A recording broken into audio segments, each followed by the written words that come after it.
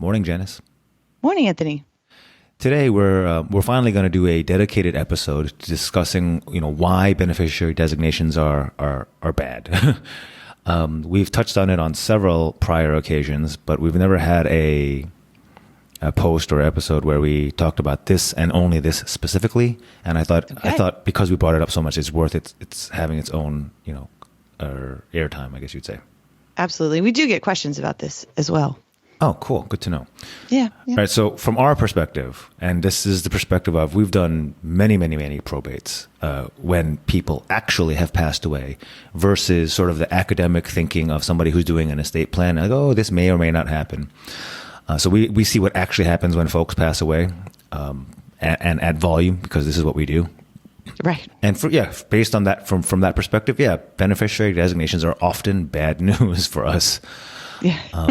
So we understand, that it seems like beneficiary designations seem like a good estate planning tool, and it's really easy. It feels like, oh, I get to avoid probate, this and that. I understand why it looks that way on paper, but we'll describe what we've seen when folks actually pass away, and you can decide for yourself if it's worth the risks or not. Yeah. Exactly. Okay, so first we'll talk about how, in reality, more often than not, or we see it more than you would hope, beneficiary designations are way outdated and don't actually reflect the wishes of the person who passed away. Yeah, this is such a big one.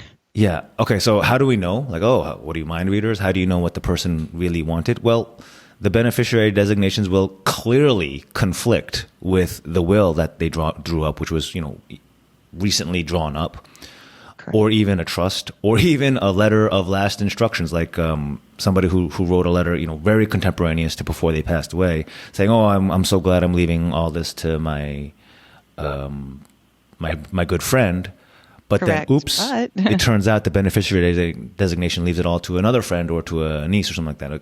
It's very clear, a surprising number of times, that the beneficiary designations don't actually reflect what the person wanted. Yeah. Correct. Okay, so why do we think this happens? It's just too easy to forget to update them.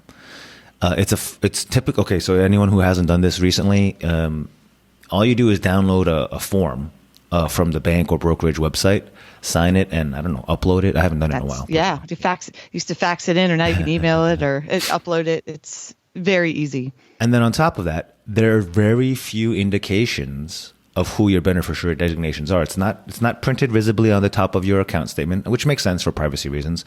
Sure. And it's, you don't really, I think they now send you like an annual, hey, can you check if your designations are up to date? But in our conversations with our solo agent clients, they don't check. Even we have to really sort of get on them, get on you, solo agent listeners, to make sure everything is up to date. So it's very prone to being out of date and not really reflecting what you actually want to happen. Right. And I remember setting up accounts, way back when, and they, at that point at setup, they're like, okay, who do you want to be the beneficiary? And then you just forget, right? If you're not reminded, and that could be 10, 20, 30 years ago, and everything changes in that time. I think it's also like people don't take it quite as seriously as their will or trust, whereas people are like, know exactly, or not exactly, but they know with much greater accuracy what they've written in their will, because there's witnesses. Correct. There's a lawyer, whereas this form that they kind of fire off to their bank, they completely forget what they did with that. Exactly. And like I said, it could have been years ago when you were setting up the account. You just filled in a box. I think I remember it was really simple. Yeah. And it was, like 2 words. Who is it and what's their phone number? Or, it was very simple. And for these reasons, it's part of our annual check-in process to make sure that our solo agent clients, have beneficiary designations that are either up to date. We kind of nag you or nudge you to do that. Or even better yet, just remove them and just have everything flow through your will. That's my preferred method for the reasons we're talking about today. But, that's up to you, of course. Absolutely. Okay, so next, why are beneficiary designations bad? So bad.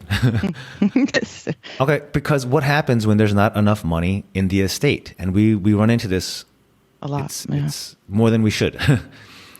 So to give you the background, accounts with beneficiary designations are not part of the probate estate. And what that means is your executor has no control over those funds. Meaning if your bank account or your savings account with, $50,000 has a beneficiary designation on it, those funds go directly from the bank Correct. to, your ex-girlfriend who you forgot to take off. Yes. who you forgot, We've seen happens. it. Yeah. Yeah. So what does that mean? Either I or whoever is your executor, we have no funds to pay for movers, renovations, court fees, appraisers, anything that we need to deal with the estate. So you end up with this broke, cash poor estate. Right. And all the money went to the ex, like you said, girlfriend who, yeah. And in the worst case scenario, and we have seen this as well, you actually don't have enough funds to pay debts or creditors, which has its own problems because then those debts and creditors, not the debtors, the creditors go Right. after the beneficiary designate or heirs, or the beneficiaries, But even worse, if you're short on funds, you may not have enough funds to pay out the people who you listed in your will.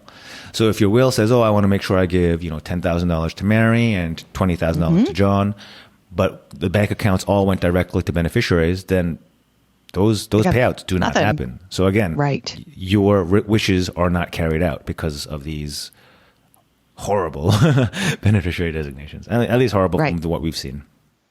They conflict, like you just said, because if somebody was supposed to get 10,000, but there's nothing, then they don't get anything. It's sad because it isn't what they wanted to happen. Yeah. I mean, that's kind of the whole point of doing all this, right? To make sure Yeah. things shake out the way you want them to upon your passing. But so the last reason why we really don't like beneficiary designations is because it's hard to know if they exist until probate has already begun. Right. It creates this super annoying catch-22. And let me break it down for you. Okay, so banks and brokerages, they will only reveal if an account has a named beneficiary to that beneficiary or to a court-appointed executor. Okay?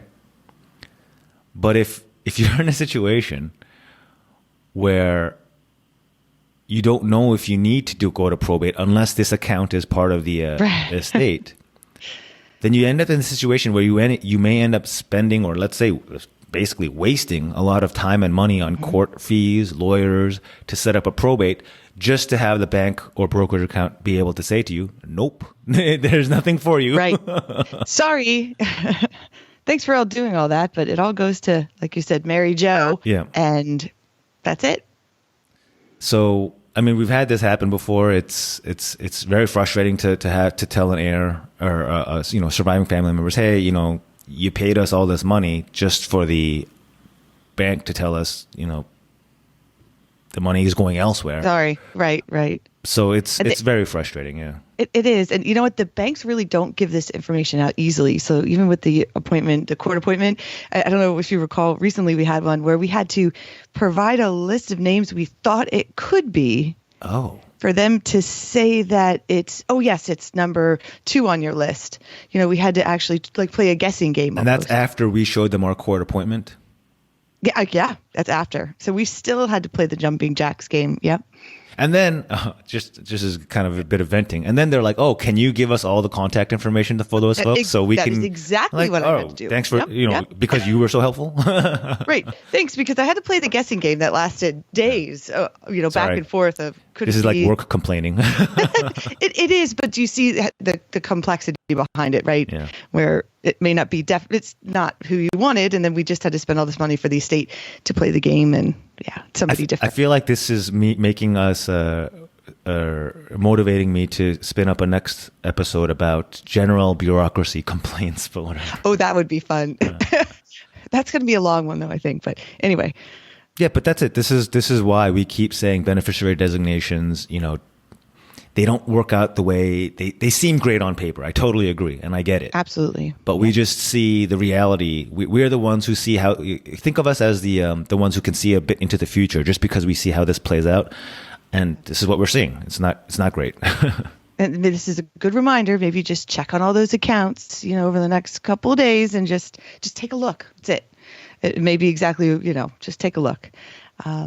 if you don't have the copy already, there's a link in the comments to Anthony's solo ager estate planning book. You get a free download with that if you fill out the information. Perfect. Hope this wasn't too much of a downer. We're just trying to give you the reality of how it all works out. Yeah. Thank you, Janice, as always. Thanks, everyone, for listening. Let us know if you have any other questions, of course, and we will talk soon next time. Bye now. Talk soon.